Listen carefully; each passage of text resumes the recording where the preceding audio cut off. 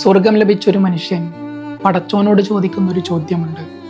മരണാനന്തരം പരലോകത്ത് മനുഷ്യന് സ്വർഗവും നരകവും ഒക്കെ നൽകി സ്വർഗം ലഭിച്ചവരൊക്കെ സ്വർഗത്തിലേക്കും നരകം ലഭിച്ചവർ നരകത്തിലേക്കും പോകുന്ന രംഗം. സ്വർഗം ലഭിച്ചൊരു മനുഷ്യൻ പടച്ചോനോട് ചോദിക്കും, ജീവിതകാലം മുഴുവൻ എൻ്റെ കൂടെ നടന്നിരുന്ന എൻ്റെ പ്രിയപ്പെട്ട സ്നേഹിതനെവിടെ? ഒരുമിച്ച് കളിച്ചിരുന്ന, ചായ പങ്കിട്ടിരുന്ന, തമാശകൾ പങ്കുവച്ചിരുന്ന എൻ്റെ ആ ആത്മമിത്രമെവിടെ?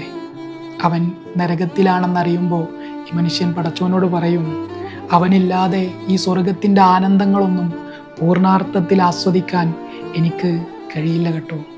അങ്ങനെ പടച്ചവൻ ആ മനുഷ്യനെ നരകത്തിൽ നിന്ന് സ്വർഗത്തിലേക്ക് മാറ്റും. അപ്പോൾ നരകവാസികൾ മാലാഖമാരോട് ചോദിക്കുമത്രേ, ആ മനുഷ്യന് വേണ്ടി ശുപാർശ ചെയ്തത് ആരാണ്? രക്തസാക്ഷികളായ രക്തബന്ധുക്കളുണ്ടോ? അതോ പ്രവാചകന്മാരുടെ ശഫാഅത്ത് കിട്ടിയോ? മാലാഖമാർ മറുപടി പറയും, പ്രവാചകന്മാരുടെ ശഫാഅത്തോ രക്തസാക്ഷികളുടെ രക്തബന്ധമോ ഇല്ല. പക്ഷേ അയാൾക്ക് നല്ലവനായ ഒരു കൂട്ടുകാരനുണ്ടായിരുന്നു.